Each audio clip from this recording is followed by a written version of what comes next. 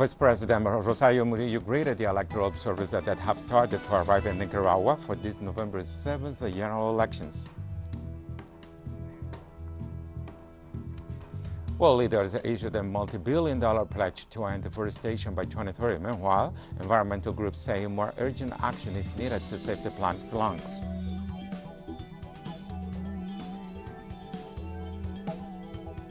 At least 15 people were killed and 34 wounded after two explosions at a military hospital in Kabul on Tuesday.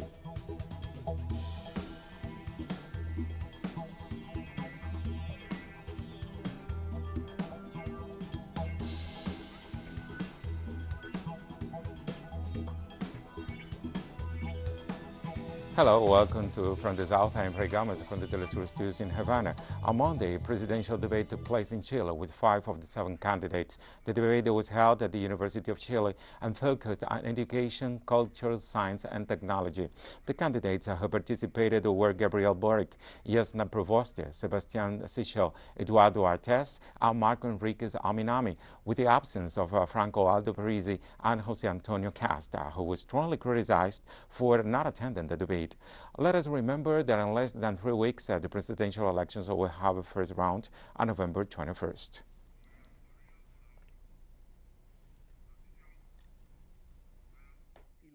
The media, which are not in democratic hands, but are in the hands of corporate interests, including foreign companies, put their stamp on it in such a way that they leave no freedom of expression.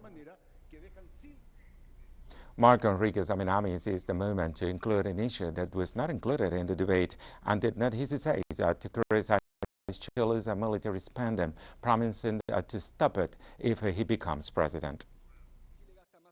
Chile spends more on arms than Argentina, Bolivia, Peru, Latin America. We are the country that spends the most. One of my first principles is to correct this. This is the top for Chile, vulnerability. What is in red is where there is no culture. Therefore, in terms of culture, in terms of money, there is plenty of money, and there is, but we have to do it with everyone. That requires then to put figures in the conversation, because we can continue promising, but the question is what we will do with an obsessive expense that offends culture, weapons in our government. We will interrupt the purchases plan for $1,550 million in the medium term. Culture is with everyone. Is with the private world and with the public world.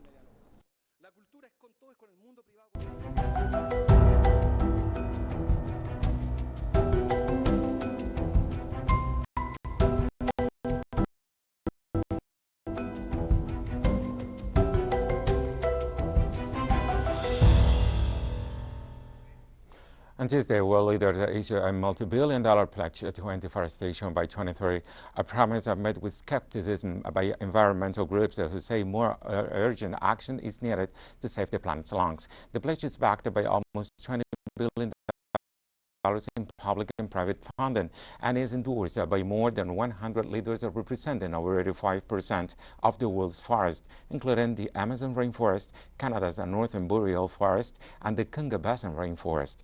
British Prime Minister Boris Johnson said the agreement on deforestation was pivotal to the overarching goal of limiting temperature rises to 1.5 degrees Celsius, the most ambitious Paris Agreement target. The Forest Pact was the first of 2 anticipated announcements in Glasgow on Tuesday, with governments set to unveil a global agreement to reduce emissions of methane by 30% this decade.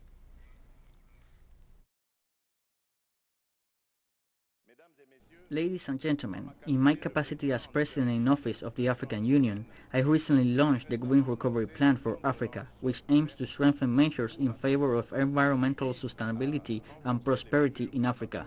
Faithful to this ambition, the Democratic Republic of the Congo has taken the following resolutions: to increase our determined contribution at the national level by bringing it to a 21% reduction in greenhouse gas emissions by 2030, launch a program to improve the planting of 1 billion trees by 2023, expand our energy mix by combining hydroelectricity, solar, biomass, etc. The National Strategic Development Plan and the resulting sectoral public policies are based on this vision. In addition, the protection of the rights of local communities and indigenous peoples is essential.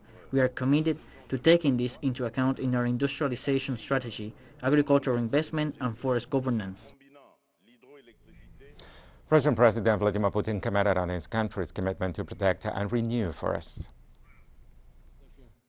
Having set the goal to build a carbon-neutral economy by no later than 2060, Russia is relying, among other things, on the unique resource of forest ecosystems available to us, and their significant capacity to absorb carbon dioxide and produce oxygen. After all, our country accounts for 20% of the world's forest land. We take the strongest and most vigorous measures to conserve it. We improve forest management and fight illegal logging and forest fires. We are expanding reforestation areas. We have been consistently increasing funding for these purposes. On Tuesday morning, NGO Ocean Viking rescued 44 migrants in the central Mediterranean area. The organization reported that this group of migrants was on a wooden vessel adrift the central Mediterranean waters and were seen 200 meters off the coast of Italy. Right after that, teams of rescue experts intervened and saved 44 people. Among them, there were 4 women and 5 children. This is a new rescue mission by the Ocean Viking, the same boat that on September 24 this year reached the Sicilian port with 122 people in several rescue operations. About 53,000 migrants have landed on the coast of Italy compared to the 27,000 of last year.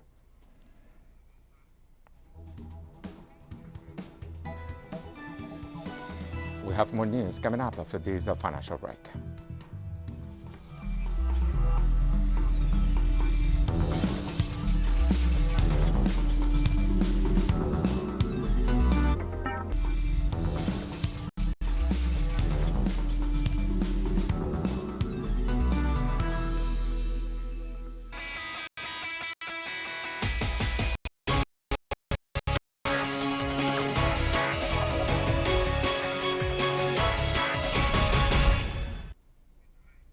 Almost 4.5 million Nicaraguans are called to participate in the general elections on this November 7. On this, TeleSUR talks to Max Blumenthal, editor and author. Hello, Max. So far, reliable polls predict that the running mates Daniel Ortega and Rosario Murillo will be re-elected this Sunday. Do you agree, or do you think there could be any surprise? Well, if you look at the polling from M&R Consulting, which is the major independent polling firm in Nicaragua, it appears pretty clear that Ortega and Murillo are the most popular candidates. They have the most powerful get out the vote machine. They have a 2 million strong party. However, I've talked to some sources in Nicaragua who tell me they're concerned about the youth vote, that youth who don't remember the history of the Nicaraguan revolution, the struggle throughout the 1980s, or the neoliberal period and the pain that it brought Nicaragua, will not either turn out for the Sandinista front or will boycott the vote. And of course, the opposition is encouraging some kind of boycott to show mass discontent. But by all accounts, it appears clear that there should be an Ortega victory, but my sources around the party are telling me they're expecting anything. The mainstream press speculates that the current government of Daniel Ortega allegedly does not allow the democratic participation of certain opposition leaders who have been prosecuted. Who are those opposition leaders? Whose interests do they serve? Are they really invested in the welfare of the Nicaraguan people?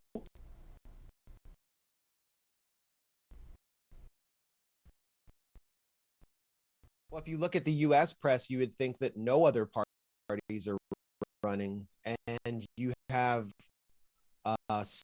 something like 7 or 8 opposition parties running, including the Liberal Party, which is a major opposition force that has competed in several elections and come very close to victory. So what's the problem with these supposed pre-candidates who actually were never certified as serious candidates, who are in detention now? A key figure is Felix Maradiaga, who bounces from party to party, has no real constituency, but is very popular in Washington.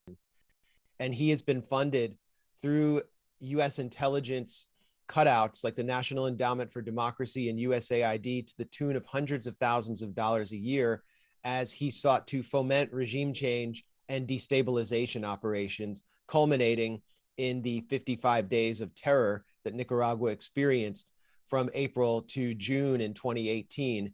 Maradiaga's wife, Berta Valle, has been on major television programs condemning Ortega and calling for regime change in past days. She testified in Congress in support of sanctions. And you have several other figures, Juan Sebastian Chamorro, and the figures around the Chamorro Foundation, which has been funded by the United States to foment destabilization and violence through media. These figures are unlike other candidates in history because they are essentially assets of the US government who are getting their marching orders from Washington, not the Nicaraguan people. And we saw the deadly consequences in 2018.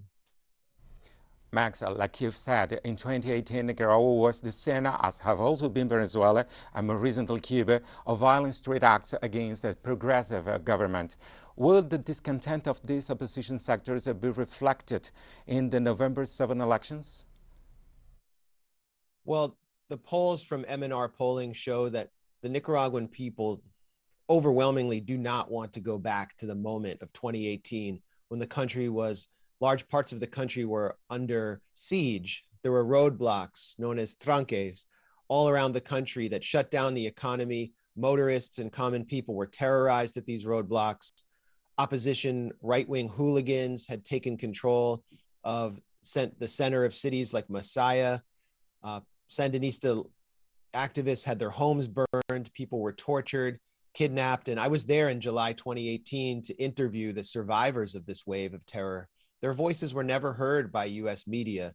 The US media portrays this simply as a bunch of peaceful protests. But the Nicaraguan people, including people not affiliated with the Sandinista Front, know what the country went through. They want to have a strong, robust economy. They want peace and stability. And so they are not wanting to go back to that moment. But the opposition, the extreme figures of the opposition, the Chamorros, the Maradiagas, that's their goal. Do you think, Max, that the radical opponents who receive orders, like you've said, from the White House, will stand idly by if Daniel Ortega is reelected? What social political scenario could the Central American country face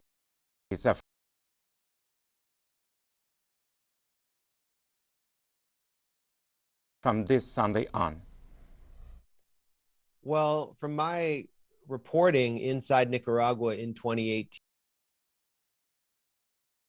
and afterwards, it was my impression that the Sandinista Front and the security services were somewhat caught off guard, although they knew something was coming. This time, they're very well prepared and they understand the stakes as well as the tactics of the opposition. And that is why you've seen some of the key architects of the destabilization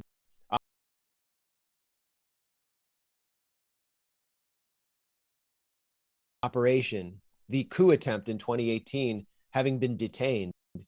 So I don't know if there's any operational space for the opposition immediately after the election. And that's why they've turned to Washington and are placing their bets on the Renacer Act, where Washington will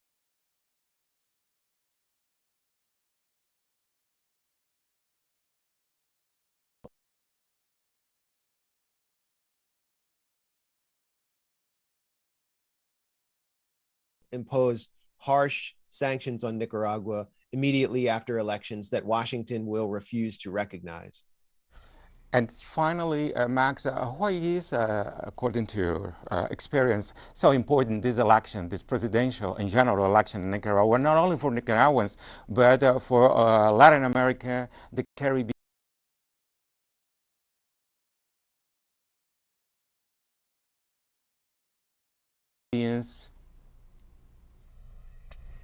Well, this election will be a certification of the Sandinista era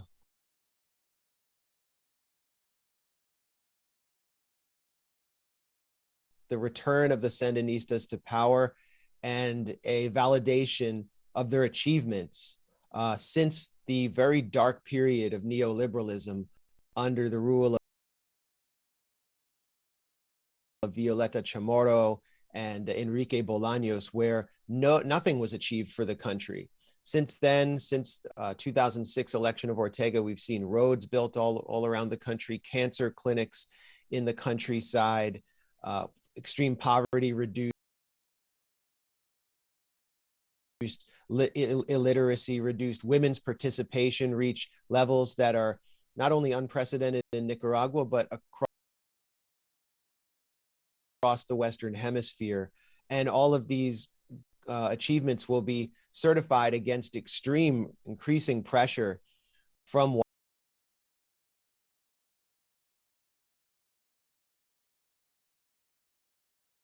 Washington. And, we're seeing a return to the hybrid war that Washington waged in the 1980s. So the Nicaraguan people are saying that they are willing to withstand that in order to continue making these gains. And that sends a signal to the rest of the continent that the pink tide never ended. The tide recedes and it comes back. And I think right now there is a rising tide of populism and anti-imperialism and support for a new world among the people of Latin America. Max, thank you very much. Thanks a lot, Ray. Max Blumenthal was joining us a couple minutes in order to speak on Nicaragua's elections. Now we'll take a short break.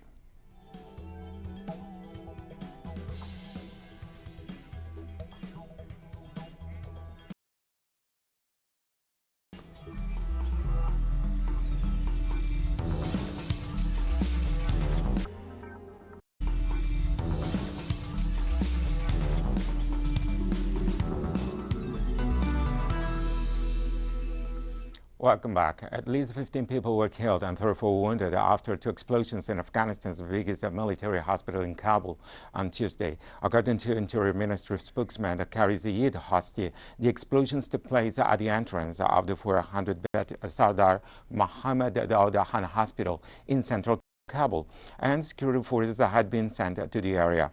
There was no confirmation of casualty numbers, but a Taliban security official speaking on condition of anonymity said that there were at least 15 dead and 34 wounded.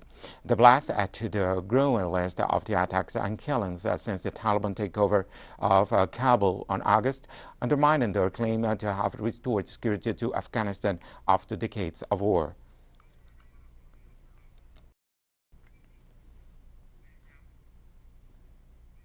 Pakistan's National Security Advisor Ahmed Yusuf urged the world to engage with the Taliban in Afghanistan to avert the looming humanitarian crisis.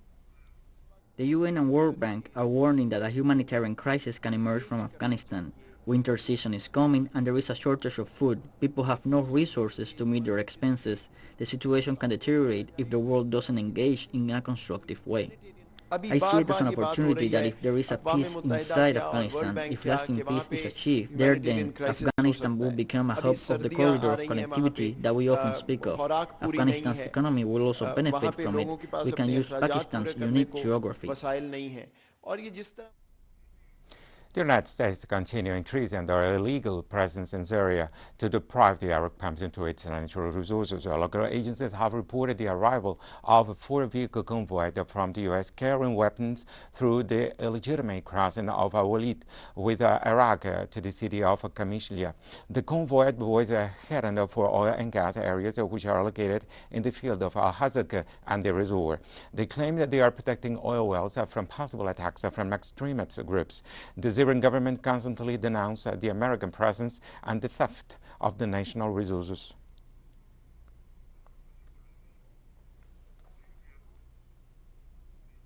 China's foreign ministry said Tuesday that 3 Chinese enterprise employees who were kidnapped in Mali in July were saved on November 1st and are in good physical condition.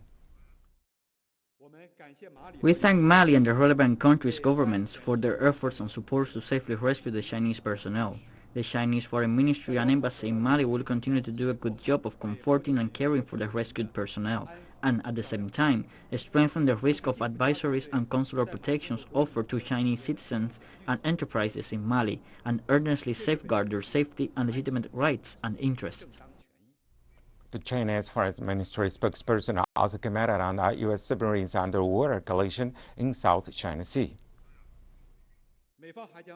The U.S. has deliberately obscured the location of the accident as so-called international waters in the Indo-Pacific region. It has never given a clear explanation of the nuclear submarine's navigational intentions, the specific location of the accident, whether it was in the exclusive economic zone or even territorial waters of any country, and whether it caused any nuclear leak or damage to the ocean environment, among other issues of serious concern and doubt for the outside world. This fully reveals the lack of transparency and lack of responsibility of the U.S.